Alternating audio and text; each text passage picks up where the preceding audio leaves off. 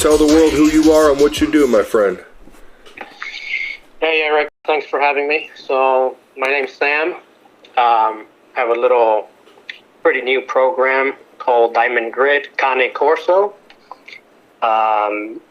Basically, I'm just, in some ways, I kind of feel like, the more that I've learned about the Cane Corso, the more I feel like I'm kind of still in the process of trying to save the breed, for lack of a better word.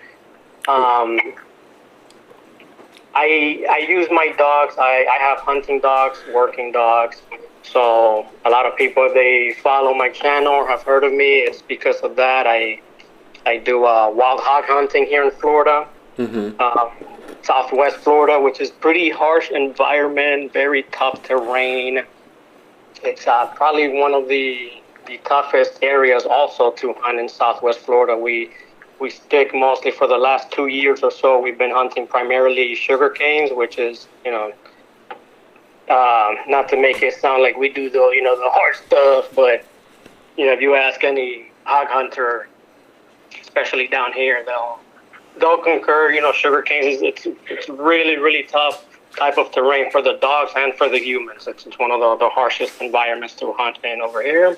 Plus, already in Florida, you got the heat, and on top of the heat, which the worst part is the high humidity that we get as well. A lot of people that come from other states say that it's the humidity really that kills them, that they're not used to.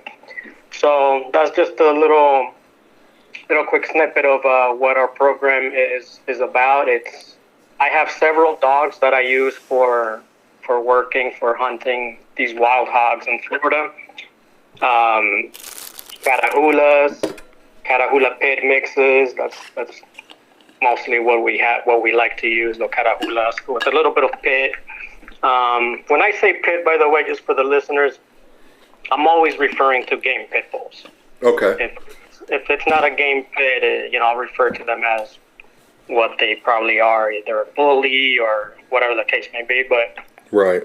Usually when we try to mix pit and blood, of some of these curs, it's most of the hog hunters here, we like to use the game pit. It's tried and tested, and I mean, honestly, it's when it comes to the different breeds and the breeders that have maintained the lines of dogs that we have today, I gotta tip my hat to the American Pit Bull Terrier breeders. I know, it's got a history that's looked down upon nowadays. The whole fighting history that the dog has.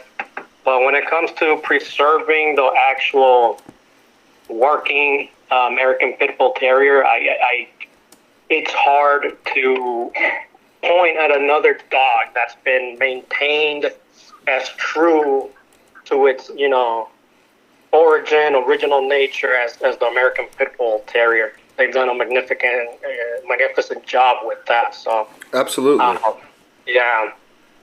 When it comes to breeding, speaking of the American Pit Bull Terrier, like I said, until recently I didn't really even consider myself a breeder. And even now it's kind of hard to call myself a breeder, but I guess I kind of have to now, because I decided to take on this little journey of trying to, breed for that working, what should be a Cane Corso. And I say what should be because,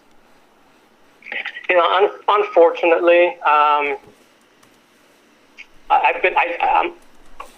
think of myself as a student. I'm always learning. I'm always searching for, anything that has to do with dogs, especially the breeds that I'm really into. That's how I came about your channel. I've listened to so many of the interviews you've done, and I consider some of these people that you've interviewed, like Madison Parker, Lee Robinson. When it comes to breeding, I'm gonna take a back seat, and I'll tell people myself, like, if you want advice on breeding, listen to some of those interviews that you've done with some of those people, Sure, because are leaps and years ahead of me in that department. In fact, a lot of what I'm trying to apply in my program with the Corso are things that I've gotten from people like them, listening to them. Some mentors that I have as well in my personal life from the working world.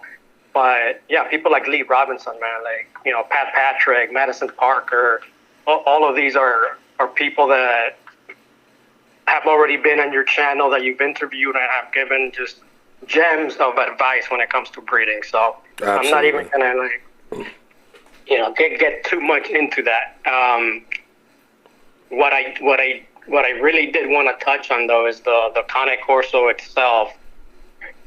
Mm-hmm. There's been a lot lately, mostly in the more educated community, right? Because you get people in the Corso world that are pretty new to the breed, and they're still, reading and looking into the breed and these YouTube videos, top 10 things you should know about the Corso and, stuff like that. Mm-hmm. And so a lot of their information is just some basic stuff that a lot of it is based on mythology.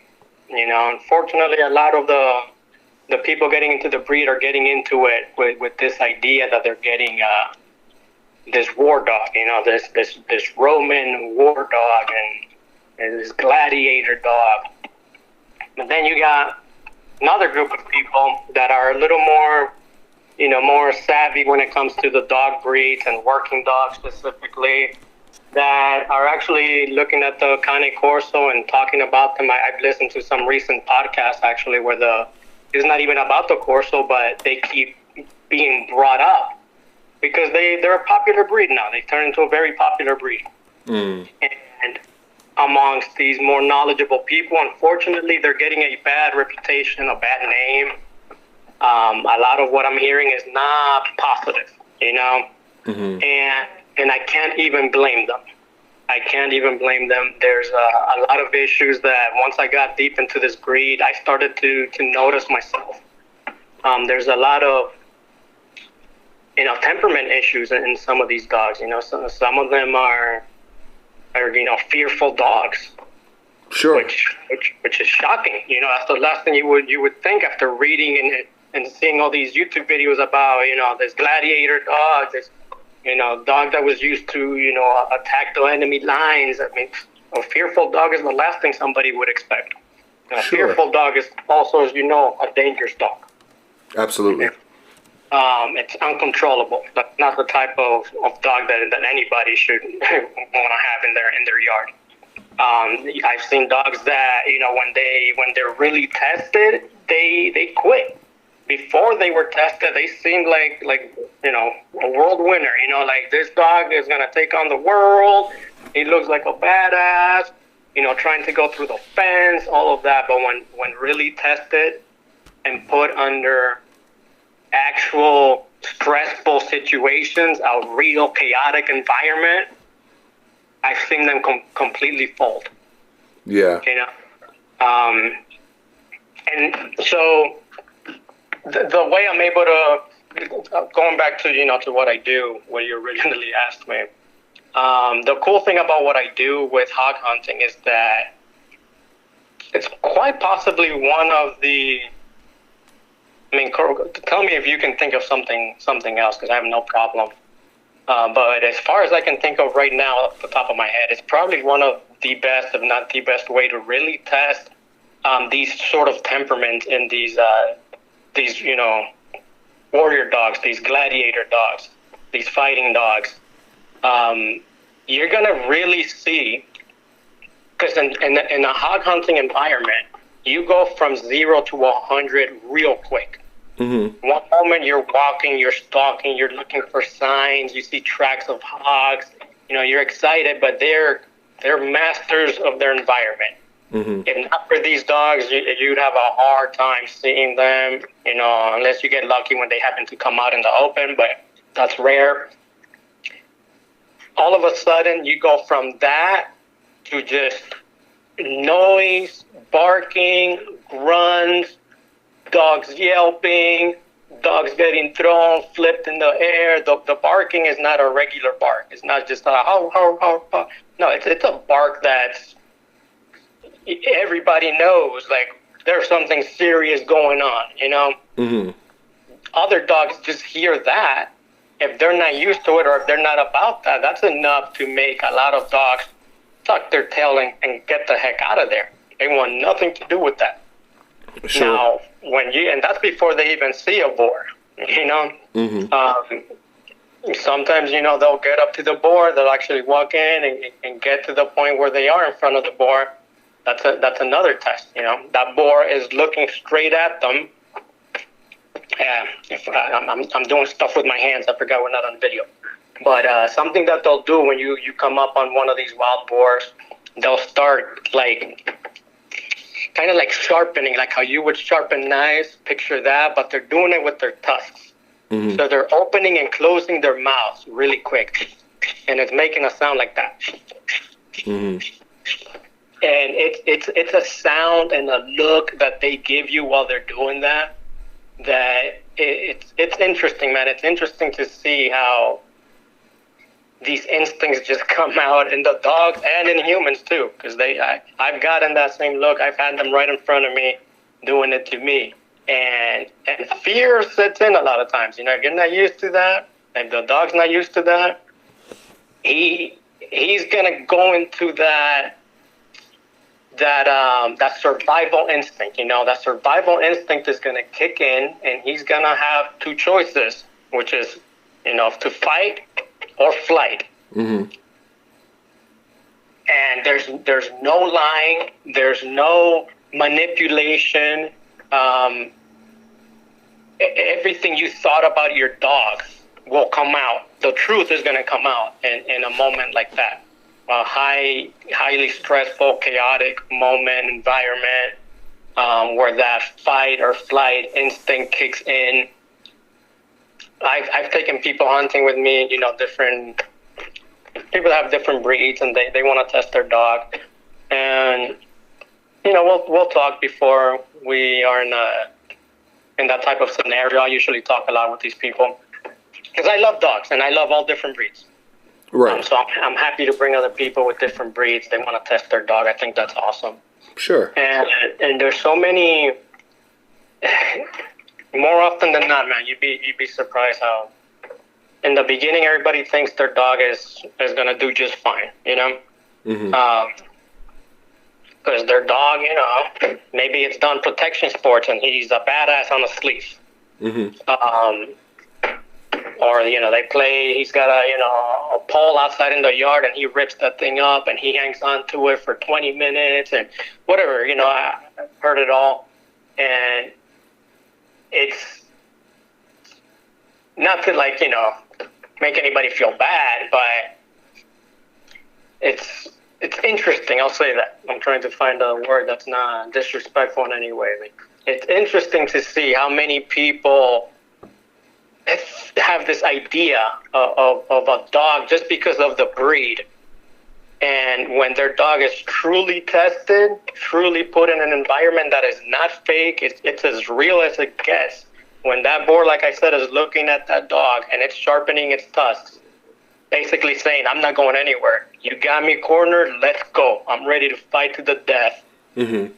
A lot of people are disappointed with their dog's reaction in that moment, because a lot of times it's not what they thought, you know. And it's something that I really wish with working breeds. I really wish that more people, like the Corso, I'll stick to just talking about the Corso. I feel like most serious breeders are just breeding for show. Sure. And man, it's, you know, like I really fell in love with the breed. I've had many different breeds. I have different breeds right now, and they're all great. I mean, dogs are just awesome in general. Right. Can I stop you there for a second? Yes. What because I noticed there's a split in the Corso community. Would you consider yours more Italian line or American line? Yeah, there's a big split. That's a good question. And I'll answer you real quick, and then I'll get a little more into that. I'm neither. I am for whatever works. Now there is a look that I prefer, over other looks.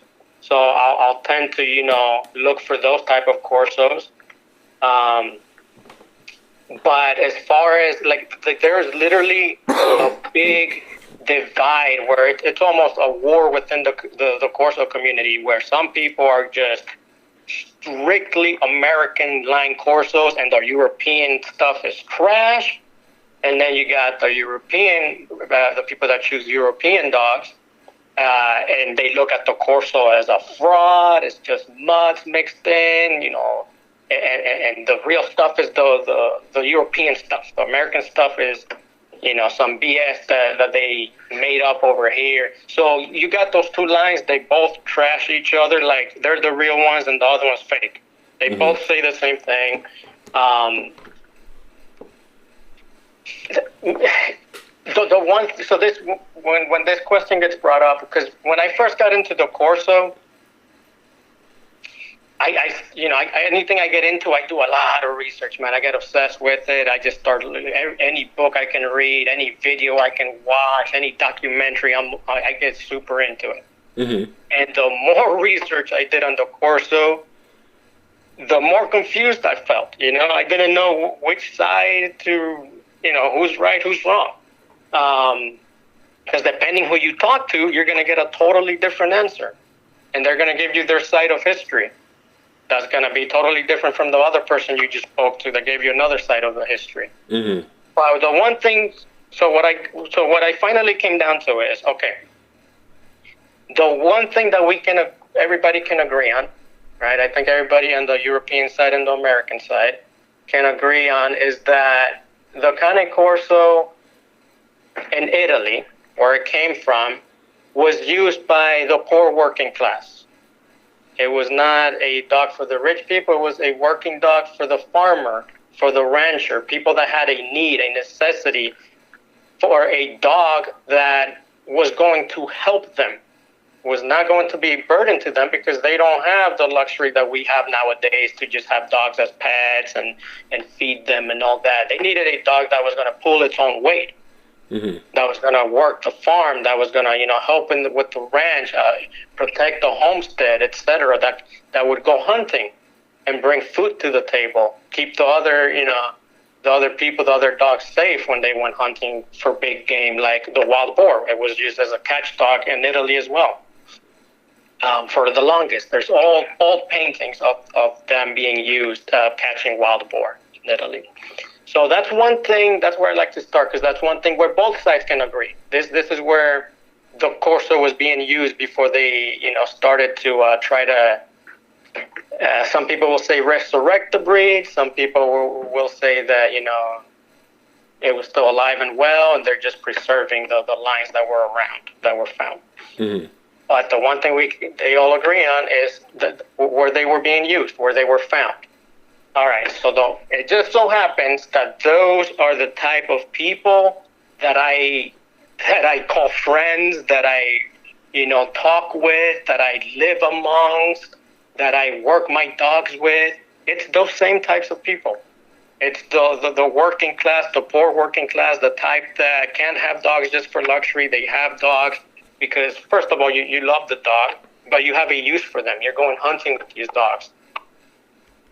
And let me tell you, man, I guarantee you those people in Italy that had these Corsos for a purpose, for a working purpose, they didn't have registration papers on these dogs. They weren't AKT registered dogs. They weren't arguing and bickering when they were breeding about, oh no, but your dog comes from, has this look or has that look. The only thing that matters to these people is, what can your dog do? Right. Absolutely. Can your dog, is it actually functional? Is it actually a working dog? Is it going to serve its purpose? Is it going to help us here? Sure. If the dog is not helping there, they just got another mouth to feed. A big dog. Mm-hmm. So at the end of the day, I just decided that that's where my focus is gonna lie. I'm just gonna. One of my dogs was a pure, my male, a radar. He's both his lines are American, so he was like completely American male Cane Corso, and then the two other females that I got after him, they're what you would call 50-50. So they got European on one side and on the top side or bottom side, and vice versa. And just goes to show you. For example, I've heard from a lot of people that the American Corso is better working dog than the European Corso. That the European Corso has turned more into the show dogs. Yet, and it might be true in some cases, but in my particular case, my American bred Corso, when he was put to the test, like I was talking about earlier, when he was truly tested, he flunked. Right. He flunked the test. And my females that are 50-50, so half European, half American, they're doing great. They've passed with flying colors, especially my smaller female of the two. They're both pretty big females for females. They're pretty big, actually. But my smaller of the two, she's just phenomenal. She's called me easily over 300 pigs by now, and it's not just that, but it's everything else, all the little intricate details that go into it. She's just been a phenomenal working dog and continues to be. And my other female's a savage also. And how many dogs? How many dogs do you have now? Let me see. 6 adults and 5 puppies right now. Okay. 11 dogs right now. Yeah. That's a decent yard. It's a lot of mouths to feed. It's getting to where I'm gonna need some more acreage over here soon. It's getting tough. Yeah. But to answer your question, man, that's how I pick my Corsos in my program and moving forward is, it's tough, bro. It's tough because I'm at the stage where I have to pick from lines that I think are going to have what it takes, just based on what I've heard, based on what I've seen, but no actual evidence because, again, nobody is really working these dogs and putting them through real tests, through real, stressful, chaotic environment situations. Mm-hmm. So I got to, do these crossbreedings and hope for the best. That's the stage where I'm at. So I can't wait to get to where I'm line breeding my stuff that's already been tested. That's what I want to get to. But my only concern is I believe the same concern of those old Italian farmers and ranchers from back in the days that had those, those Corsos back then in Italy. Mm-hmm. The same concern of mine, I'm sure, is what they had. I just want a dog that's, when it's tested, is going to prove itself. That it's going to do its job, that it's going to, function as it's supposed to. Right. That's what's going to get bred. That's how it worked back in those days. And no different than the American Pit Bull Terrier. Not to bring them up again, but again, they're such a good example of how you preserve a working dog, right? Sure, absolutely. They weren't the way they've maintained that dog the way that they have, as well as they have. Is not by breeding for show, breeding for looks. They're breeding for a certain temperament, things that they're looking for in that dog.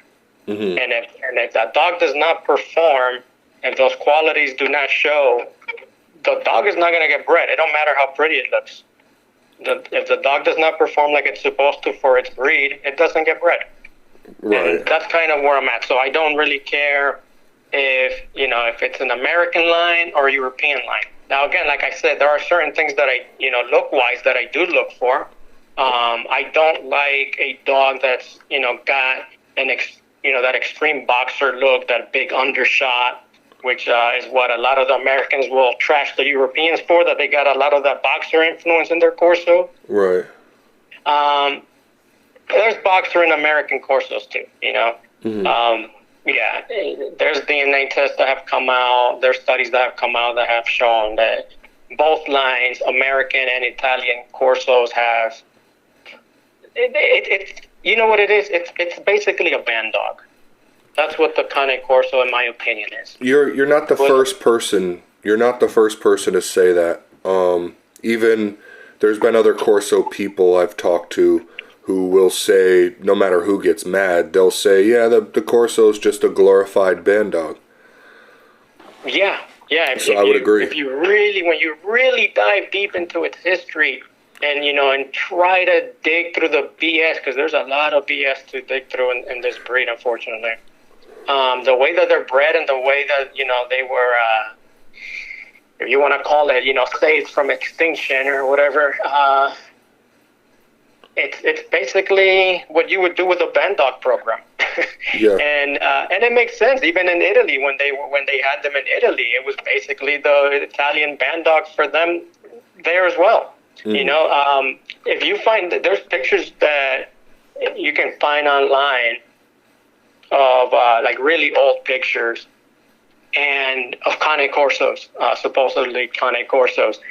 And first of all, most of those, if not all that I've seen, they would be kicked out of a show ring. Okay, so all of these show Cane Corsos that are the big talk, the real thing that they argue with each other. This is real, yours is not. Man, if they saw the real thing back in the day in Italy, the real working Corso that they had, the dog that was tethered until it was needed to perform a job, right? A band dog? Yeah, absolutely. It would function as a band dog's function. It was bred as such. Those dogs, man, the pictures I've seen of these the more ancient pictures of these dogs that are still out there, if you put them in a show ring today, you wouldn't think it's a Cane Corso. Right. Again, and it's because people bred then for what they needed in their household, in their farm, in their ranch. Some people probably favored a little bit more of the bigger, heavier Corso, whereas maybe somebody who was more of a hunter preferred a leaner Corso, that could run for many more miles, that had more of a, more lung capacity or whatever, Sure. better joints. Yeah. So people bred based on their need, and it was all referred to as a, Corso there in the community. But even amongst them, even amongst these old pictures of them, you can tell they don't look the same. Depending where you go, you'll get different looking Corsos, Some a little heavier, some, even their coat would be a little different than another one. Mm-hmm. Little differences. So my whole point in saying all that is these people didn't put that much, they didn't care that much about the look aspect. It was about what was needed, what job needed to be performed, and can the dog do it? Can the dog perform its job? So when I do see one of these pictures of these old Corsos, and it looks like what we would consider crap now, Mm-hmm. like I said, they'd be kicked out of a show ring today. I look at one of those pictures, and I'll see that guy standing there proudly with his dog in the streets of Italy, and the dog's not the best looking Corso for sure, but I can't help but wonder. I bet that dog was a badass. Probably so. Yeah. Right? For that man to be out there in public with his dog proudly, taking a photo with his dog. It's not because he had won any shows. Nobody was doing that. Nobody cared about that. But it kind of goes back to, we'll talk about the Pit Bull Terrier again. The game bred American Pit Bull Terrier, some of them were beautiful, yes, but a lot of them were really ugly dogs. Like if it performed, if it was a badass dog, would you not breed it? Because it's not as pretty as the other one. Right, exactly. Yeah. When you look back in the articles and sporting dog journals and all that, a lot of these dogs were really ugly. Some of them looked way too houndy. Some of them didn't have a headpiece at all. They just, So I could see what you mean. That like. The looks have nothing to do with it, and I can imagine like if you're looking at these classic photos, these vintage photos of Corsos that are not that pretty. I mean, I bet they make up for it with capability. Oh, it had to be a badass dog, man. Yeah, they wouldn't feed it if it wasn't. Yeah, so, so I try to, I never get into it gets really, the drama is crazy. Like I said, I never consider myself a breeder. It's what I'm doing now, so I guess I have to adopt that title now, I suppose. But I just have a passion for dogs, and I decided, after getting into the Corso and seeing how my first one failed, and it was not at all what I expected. Love the dog. Don't get me wrong, awesome qualities, but when it came to the nitty-gritty, he did not pass, It'd be like the equivalent of if you got a pit bull terrier, and, we're all into the history of the pit bull terrier, and, your pit bull terrier meets a husky, and the husky barks at him, and he turns around and runs away. Right. I'm not, and here's the problem. Because of his looks alone, because he looked badass. And when it comes to looks, I do like the American kind of Corso look a lot. I like some Europeans as well. They both got beautiful dogs, and they both got crappy dogs. That's another thing, But anyway, so my male, just based on looks alone, man, I think any breeder would have wanted to breed him. Sure. He was jaw-dropping, and pictures and videos didn't do him justice. When you saw that dog in person, it was, he broke necks. Anytime I took him out in public, he broke necks. Everybody stops you, wants to know what that dog is. Wow. He was that awe-inspiring. Right. Most people, that would be enough to breed him. Like I always say, people that follow my channel, one thing I love about my program is that I will never lie about what I have in my yard. Even if I wanted to, I can't. Right. Because the truth will come out. With what I do, the truth will come out. Right. I took that male hunting, and he actually did okay a few times. Just a quick story on him, when I realized, like, oh man, this is not good. The beginning of the downfall with my plans to breed him. I took him hunting a few times, got him introduced slowly into it. He loved it. He loved going hunting. He loved, me putting him in the dog box once he figured out what we were doing, working with the dogs, running with the dogs. Loved it. Put his teeth on a few hogs, loved it. So I'm excited. I'm like, okay, this is looking good. But mind you, these hogs were all like 80-pound sows, female, which is a female wild hog. Mm-hmm. 80 pounds, maybe 100 pounds one time. And one day, I took him with a group of hunters that I just started hunting with these guys. I hadn't known them that long. But they were cool guys. We hit it off. Started hunting with them. I brought him along. And they saw him, like I said, drops jaws. Even these people that are around dogs all the time, they're like, wow, never seen a dog like that. That's impressive. Can't wait to see him on a hog. I'm like, oh, yeah, man, he's already been on a few hogs. I'm telling them how crazy strong he is, which he was. Stupid jaw pressure, stupid bite on that dog. Bro, that night we came up on his big boar. So a boar, and when we're talking hog terms, a boar is a male. Mm-hmm. Okay, it's not a sow, it's a male, and there's a big difference. And the dogs can smell that there's a difference between this and that. Dogs are smarter than, especially when it comes to, nature and the wild. They just have instincts that are still in there. They still got some of those wolf instincts deep in there. Right. And, man, he came up on this boar that was, I want to say probably like around 180 to 200 pounds max. So between 180 to 200 pounds. And this boar faced off with him and did exactly what I told you earlier. It didn't even try to run. it started sharpening its teeth in front of him. It got close to the water. There was a canal nearby, so it put its butt in the water and just faced against him and started sharpening those tusks.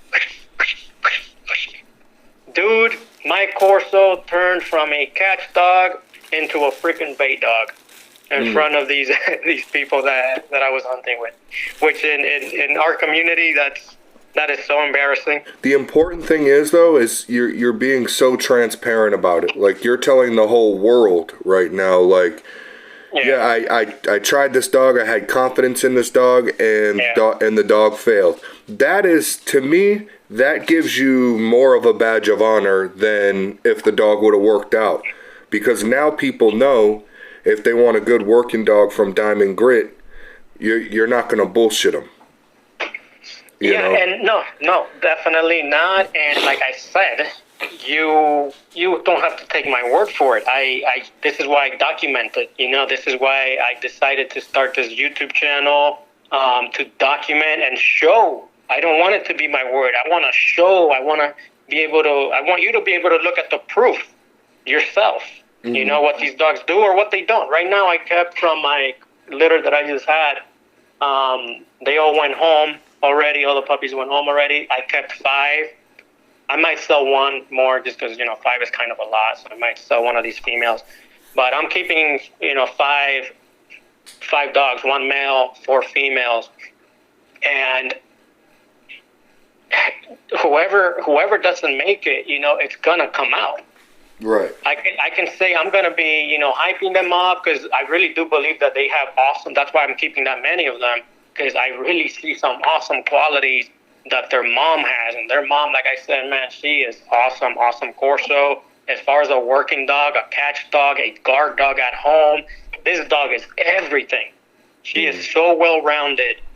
I can't speak highly enough of her. I've been around many dogs, and this is what I thought a Corso was supposed to be, and it is what I think what a Corso should be. Mm-hmm. It's a well-rounded dog that can be an awesome guard dog at home. That when I initially got my male, I didn't even intend to hunt him in the beginning. I really just got him so when I'm not home, he'd be at home with my wife, protecting my wife. A great guard dog. Right. So, I mean, after testing him for real, after putting him through, like I said before, real stressful situations, chaotic environments, harsh environment, the temperament issues that they have will come out. They will show. If the dog is afraid to take action on a wild boar, I kind of lose confidence that it's going to take action on a human. Mm-hmm. I know it's 2 different things, but honestly, I believe that it's harder for a dog to take action on a human than it is on a wild boar. They're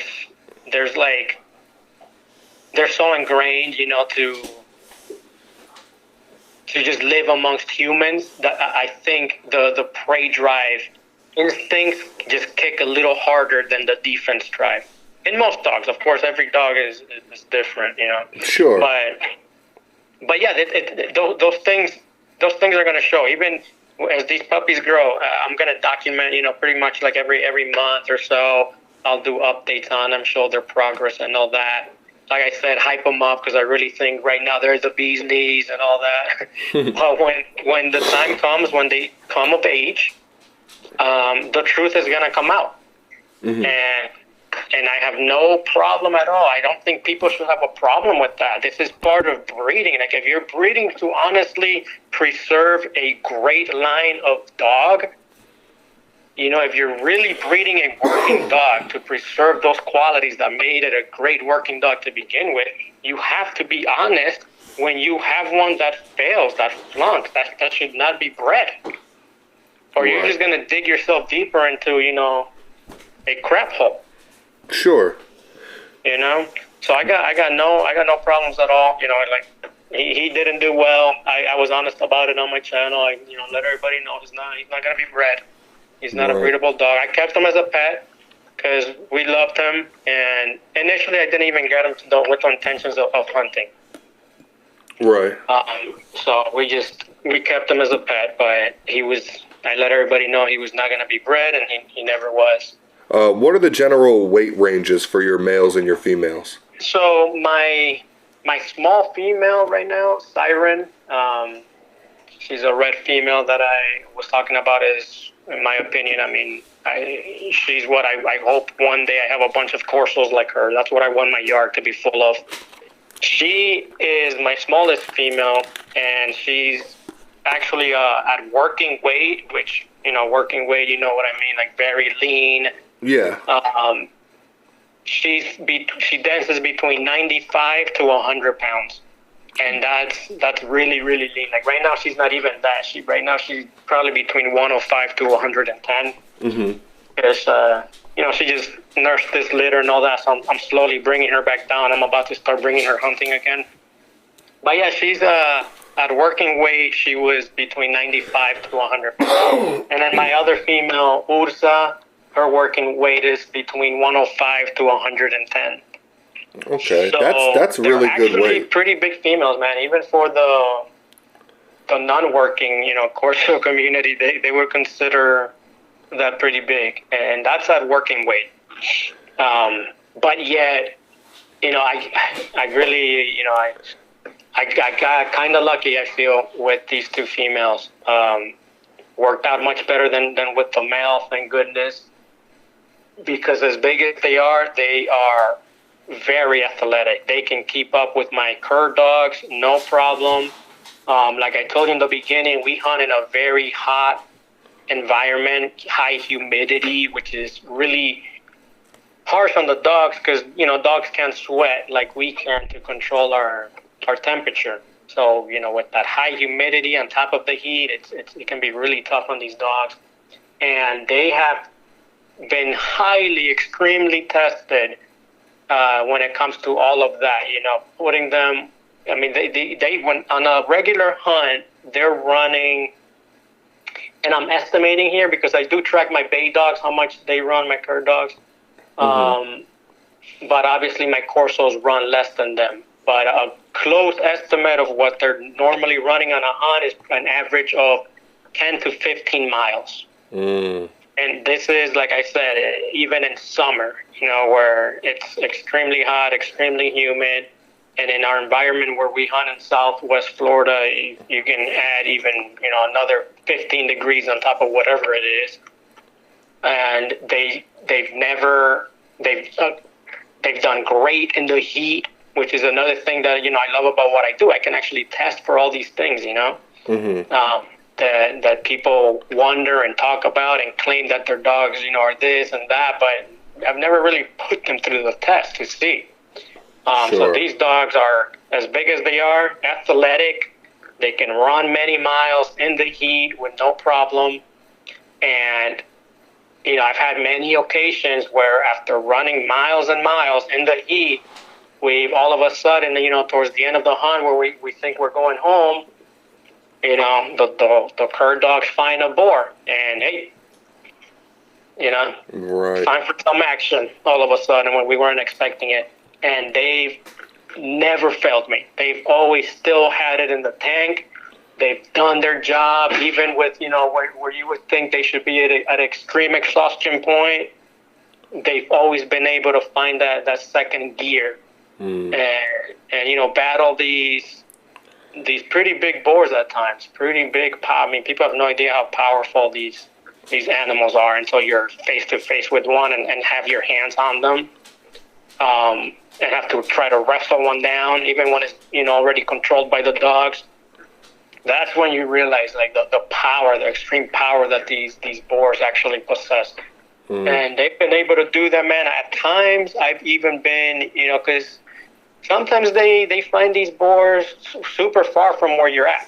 And in the sugar canes where we hunt, it's not like open terrain where you can just run and, like straight to them. Right. These sugar canes is very high. These sugar canes go up, just estimating like around 7 feet high, and it's just everywhere. All you see is sugar canes, and you're just running through this stuff, and it cuts you, and and it's all over the ground. It's thick. You can barely move in there. So there's times where the dogs have been, fighting a wild boar for a good, 15, 20 minutes after all of this that they've already done before I get to them and am able to, do my part of the job. Okay. Yeah, so they are tested, that's why I said in the beginning, you tell me if you can think of anything else, but Right. I just can't even think of any other way where a dog can be really put through the test as harshly as with hog hunting. I gotcha.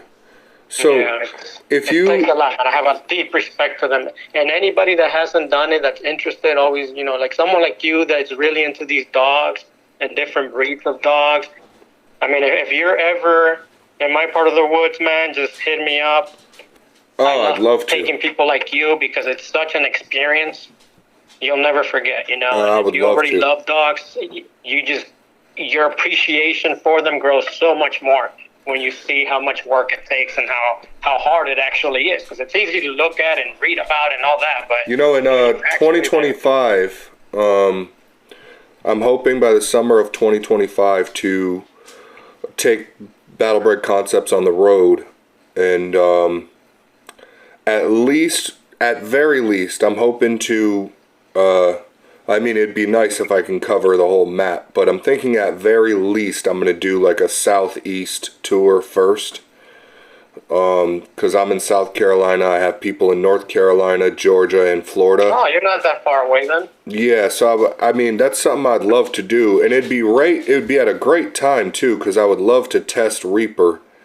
I was going to ask you about that. You have a band dog, right? Yeah, but obviously he needs to be tested. Right now he's not even 9 months old, so he's just a goofy puppy. Yeah. But by next year, man, I would love to see what he's capable of. And what does he consist of exactly, Reaper? Reaper, his mother is like one of those old school bullies, before they were even called bullies, back when they were calling them a blue pit bull. Okay. So she's very some good. And she seems protective of me in a lot of cases. Now his father is a Borbal. Okay. So I really want to see what he's made of, because I don't mean to sound mean, but if I get to the 2-year mark and these dogs fail, I'm going to put them in pet homes and start over again. Yeah. Yeah. Because I'm not gonna hold a dog for 15 years if he's gonna turn and run away if I'm in danger. So are you doing a breeding program, like a band dog program? Yes and no. Gotcha. I'll put it like this. I waited like 10 years to find the right stuff before I said, okay, I'm going to throw this together and call it just the Lawton Bulldog Project. I don't call it program because I'm not going to breed like that. If these two don't work out, I got him and I got his mother. I left the Borbal with my ex-wife. She just loves that dog, but I got what I needed from the Borbal. Yeah. But if him and his mother don't work out and they don't at least try to protect me or try to go at that boar or try to go at that man, then I don't have any use for them. And I'll start from scratch. But if one or the other does work out, then they'll continue on. Yeah, that's exactly how I feel. Like, even though this is supposed to be already an established breed, it doesn't feel that way. You know what I mean? But not only that, this is just me personally. Recently, I've been doing a lot of self-examination and trying to plan for the future. And I don't see myself really being a breeder, because a breeder takes so much dedication that I'll be honest with myself. I don't have that kind of dedication of breeding. But with that said, say Reaper does work out. And he does great and surprises me that I'm like, wow, this is a badass dog. Then down the line, I might get another one, and if that one passes, a female of some sort, maybe a Sentinel from Lee, maybe an American Bulldog, I don't know. Maybe a Corso, you never know. But if they pass, then I might, all right, fuck it. I'll drop 1 litter off of them just to, put them in the hand of some good people and let them do what they do. But it's not like I want to have a yard of dogs. Me personally, I'm happy with just having 2 dogs. Yeah, but you know what? You sound a lot like me, man. That's a few years ago, and then next thing you know, you just get drug into it. I don't even know why I decided to do this, because I had the same idea as you. I was happy with just a few dogs, just going hog hunting and letting my other friends have most of the dogs, you know what I mean? Yeah, but the thing is too, like, there's a lot of traveling I gotta get out of the way as well. It's an if and when and maybe kind of situation. The one thing I would suggest, if you ever actually go through with that, and I honestly, my invitation is an honest one. If you ever want to come, make the trip over here, you're gonna throw him in a completely new environment he's never been in. So you have to be mindful of that as well. You can't expect him to be, this superhero of a dog either. You know what I mean? You gotta set realistic expectations and build them up to the challenge that's going to come. You know what I mean? You don't know how important that is and how much I would appreciate that. This world is crazy, and whether people know it or not, it's getting crazier. So until the Lord comes back to get me, I have to be prepared at all times. And the dog, I can't have a dog that's just a mouth to feed without that dog being able to work for me. So you offering it definitely means the world, and I'm 100% going to take you up on that. Mm-hmm. Because a dog can either be an asset or a liability, and in my world, I only have time for assets. Now, don't get me wrong, I love the dogs. I love my two dogs. They're great. Mm-hmm. They're great pets, but if I'm feeding dogs that aren't going to protect me or help me find food. That is the way it was for the longest of time. That was the relationship between man and dog up until recently, really. Yeah, everybody's okay with having... Recently. I don't mean to sound mean, but everybody's okay with being a pussy. Everybody's okay with being soft these days, and the Bible doesn't tell me to be soft. The Bible tells me to be a man. That's going to go on until they have it as good as they have it now. That's the thing. In history, where right now we have it so good, especially us here in the United States, we have it so good that we have to, look for trouble and problems and places that don't exist, and you got all these people worrying about silly crap that really ultimately does not matter when, if Russia or China was to freaking, drop our power grid tomorrow. Yeah, exactly. And all of a sudden there's no more internet, there's no way to communicate, everything that's in the supermarket is gone. I mean, look what happened during COVID. Imagine that times 10. You go to the supermarket to get, food because oh crap, we better stock up. Nope, everybody just had the same idea and there's nothing left. If you don't know how to hunt, if you don't know how to fight, if you don't know how to grow food, if you don't know how to use a firearm, and if your dog is a couch potato who runs when somebody kicks in your door, then you got problems, man. If you had to pick another breed to get into or to add to your yard, what would it be?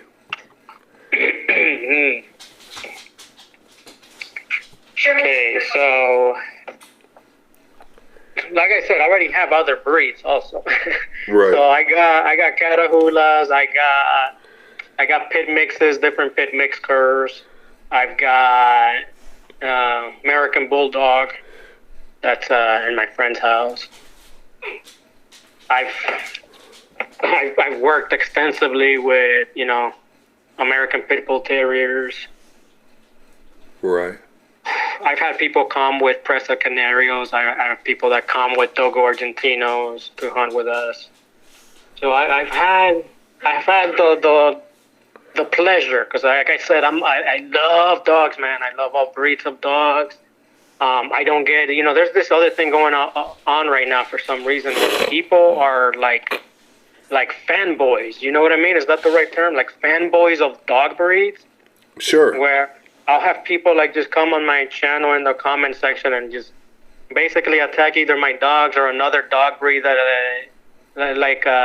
this week, just as an example, I thought of this now because it happened just a few days ago on one of my channels where it was Dogo Argentino that a friend that has Dogo Argentino, she breeds Dogo Argentinos.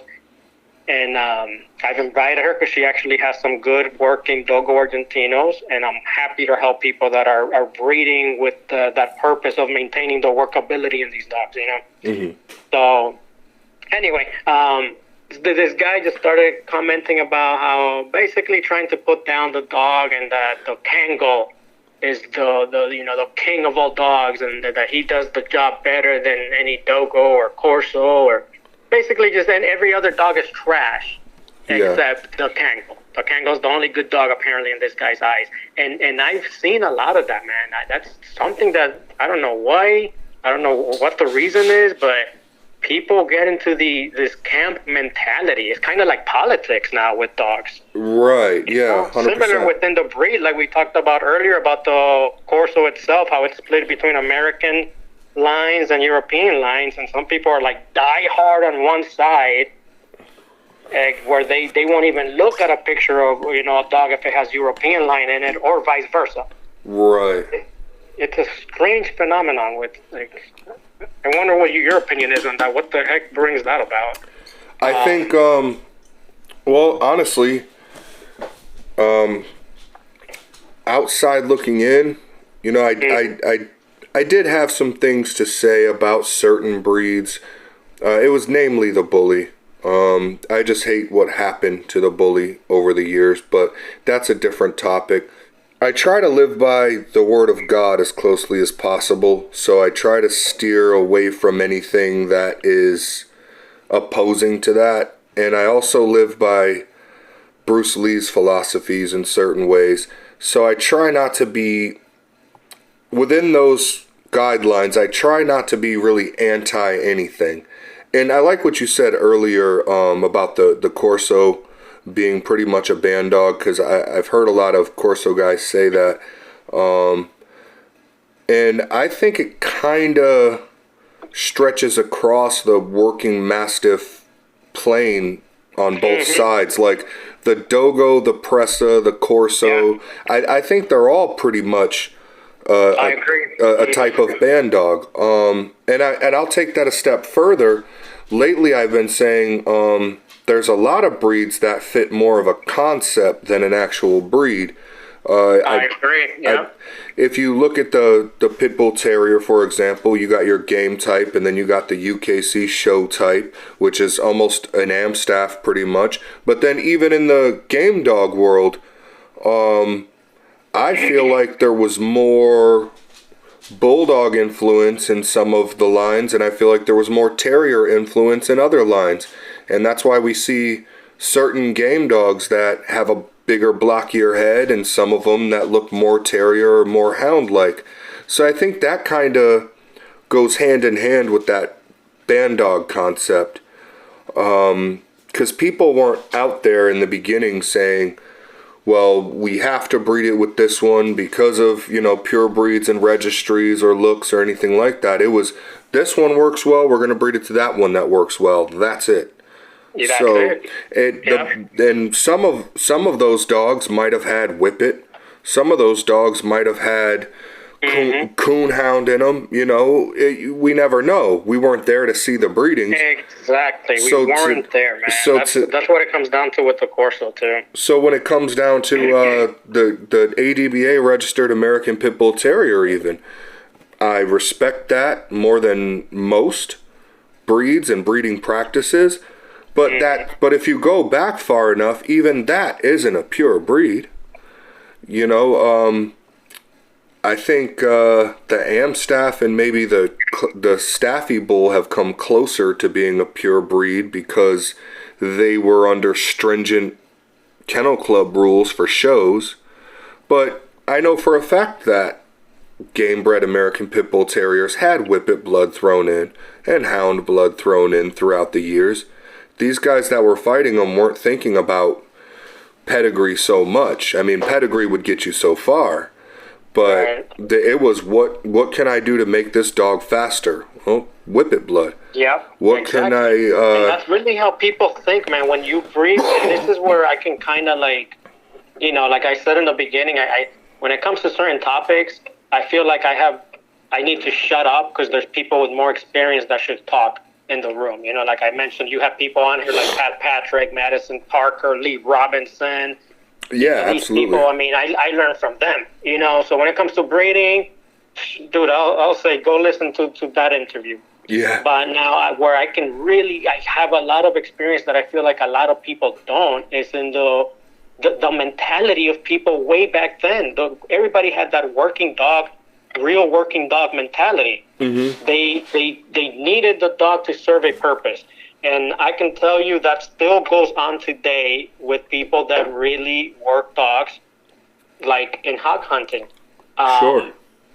The only thing people here breed for when they're thinking of breeding, dogs to continue their hog hunting lines, they'll start like me, for example, right? Like I have a couple of Catahoulas.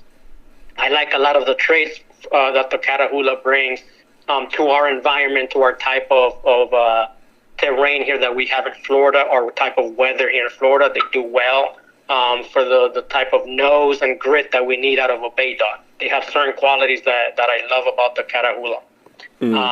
But some Catahoulas will have as you raise them and as they're working, you notice like, hey, this Catahoula is kind of like, I just wish it was a little grittier. I wish it was a little tougher on these hogs, because a lot of hogs are getting away because the damn dog is too afraid to get too close to them. Mm-hmm. So the boar eventually is going to be like, all right, if you're not actually going to do anything, I'm taking off, and you're not going to be able to catch me in this environment. Right. And you're losing, out of 10 hogs, you might catch 2, Right. And so you start to think, as a breeder for working dogs, you start to think, okay, how can I fix this problem? I'm going to add some game pit into this Catahoula. Now you have offsprings. And, let's say out of those, out of 4 dogs that you keep back from that litter, 2 of them are exactly what you were hoping for. It has the traits you liked from your Catahoula, but these 2 that you kept are gritty. Like these guys, if the hog even thinks about turning on them, if they're biting its ass, they're biting its balls, they're trying to nip its ear. And that keeps the hog in place. You know what I mean? Like, Right. This is the way that people who have actual working dogs with a purpose think and breed. They're not thinking about a pedigree. I mean, they do to a certain extent, because there are certain lines you learn about that have the qualities you're looking for. Mm-hmm. But they have no problem with throwing in a little different blood here and there that will add to what they need. Sure. That's completely normal. So it's silly when you hear these people arguing, that are people that are, it's never working people. It's people that, basically have a show dog now, and they argue about what a real Corso, or insert whatever breed. That issue is found in almost every dog breed nowadays, I think. Mm-hmm. And they argue about it like as if the mentality back then was the same as of people now today. It's a totally different environment and train of thought that people have today from back then. Right. I can see what you're They don't saying. seem to calculate that into. But again, how can you when they haven't experienced working with dogs? Once you really work with dogs, all of these things become a lot more clear to you. Yeah, that's absolutely. Why I invited you. I've invited other people as well to come experience it, man, because it really opens up a whole different world, a different perspective of how you look at these dogs and appreciate these dogs in a totally different light. Yeah, I've been dying to go on a hog hunt. I've never been. It looks fascinating. I've seen the videos, and I like the fact that not only is it legal, you're actually doing the world a favor, because these animals have to go. Hogs are just nasty, destructive animals. I had another question. For every 5 that we capture and get rid of, because again, I'm contracted by a large sugarcane company. Mm-hmm. it's like you said, it's not just for fun and games. It's a real necessity because they destroy not just the crops, right? Like this company just cares about their crops because obviously their crops are being destroyed. So they're trying to manage that. But if left unmanaged, they don't only destroy the crops, they completely devastate our other natural existing animals that we have in our habitat. Anything that nests, anything that has, eggs, that lays eggs on the ground, that walks on the ground when it's babies. I mean, they will eat everything, whether plant, animal, eggs. They destroy the soil, so to the point where new growth can't even happen. It's basically a huge rodent, really, And I have deep respect for hogs, by the way. I don't want to sound like I hate them. When you hunt them, it's fascinating as you learn. You will have so many experiences hunting hogs where you realize how incredibly smart they are. They pull tricks on these dogs. You think dogs are smart, and they are, and they show how smart they are, especially when they're working in the field and trying to solve a problem. But these hogs are 5 times smart. They usually win the smart game. Gotcha. They do stuff like, just to throw you an example, something that most hog hunters will have seen, and it doesn't take too long before you see it yourself. Like the big boars, right? We always say it's big for a reason. It got big for a reason, and it's not because it was stupid. When you run into a big boar, that big boar is as big as it is because it has outwitted and outsmarted a bunch of people and a bunch of dogs and a bunch of traps. We're constantly hunting them, and we just can't get rid of them because they keep procreating. But the ones that get big, they got big for a good reason, And they do little tricks. I'll give you one example, which has happened many times. But the first time I saw it years back, I'm out. This is another buddy of mine that lives in Central Florida, and we were hunting in some orange citrus farm. So it's all little orange trees. So you actually have a good view of the whole terrain, unlike sugar canes where it's hard to see right in front of you. So here we have a great view, and we come up against a sounder of hogs. So a sounder of hogs is like a group of hogs. I want to say it was like 15 to 20 hogs just feeding out in the open. It was early in the morning. Right. But we ran up first into a big boar that was a little separated from them. And we let the dogs go on him, man. And the dogs went right after him, and the chase was on. And this guy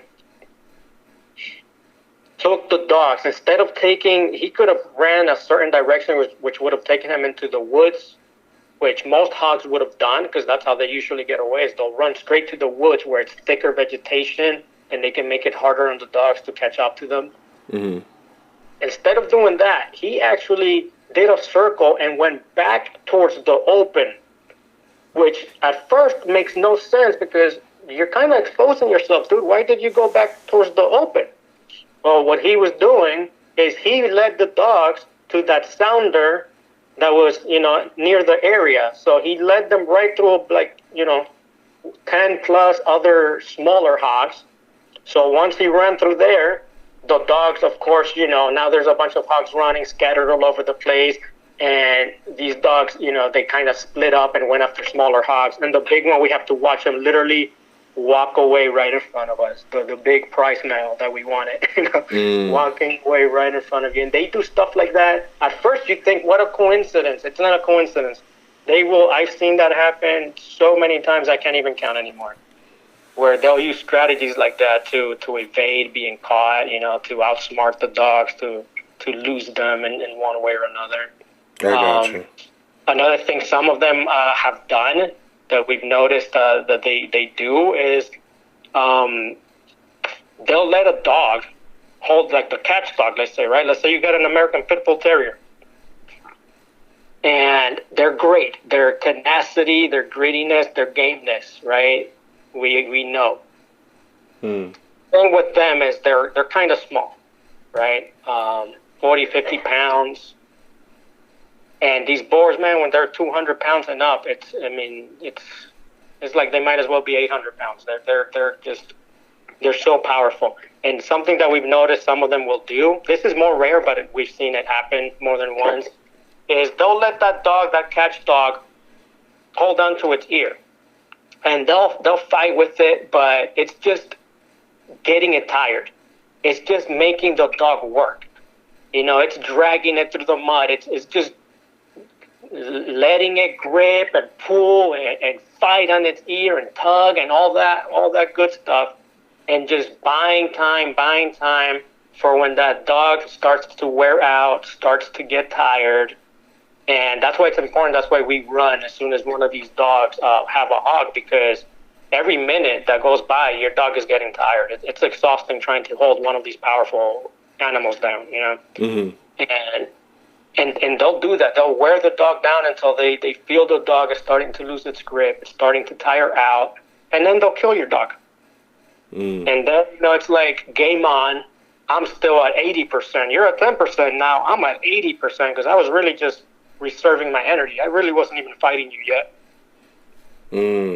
Wow. Man, they are something else. It's quite an experience, hunting with dogs, hunting these wild boars with dogs. Shoot, see, and I went on a rant. I forgot what I was even saying. No, it's all good. I do have one question for you.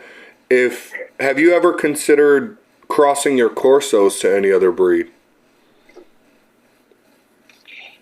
Yeah, if I crossed it, I've thought about it. It would be with most likely I'd cross it with a pit. Mm-hmm. I figured that. Yeah, it just makes sense, because I'm not gonna put a hound in there. Like, there's just way better options for if I want a dog that's gonna be a bait dog that's gonna be able to find these hogs. There's no point in using a Corso. I got many better options. So it would have to be just, how can I make this catch dog an even better catch dog? Mm-hmm. So I would, if I was to do it, I'd probably put a pit in there. But I'm on a mission now, man. I'm on for whatever reason, I decided to go on this mission where I'm gonna, have a badass line of working Cane Corso. So mm-hmm. I'm sticking to that. I'm sticking true to the Corso. It's pretty cool also being able to, show people around here that don't believe it can, that it can be done. I'm the only one out here that uses Corso as a catch dog, but every time I bring my Corso, it's nothing but praise, and it's proof that a big dog, a big Mastiff, can still be athletic enough and gritty enough and rough enough and want to fight enough to do this job, what this job requires. So it's kind of fulfilling, even though it's harder, I guess, because of that, because of the fact that it's a challenge, it's hard. It's not every Corso has that in their blood anymore, unfortunately. Mm-hmm. It's satisfying to be able to build that, to create a line where I can, like I said before, it's not just my word. It's not going to be because I say so. No, I'll have documented evidence, proof, videos, whatever you want, of the dogs doing what they were bred to do back in the days. So I feel like I'm really, I'm hoping anyways, the goal to really actually make a difference in preserving this breed. And that's just been my goal since I decided to start doing it. And not backing down, man.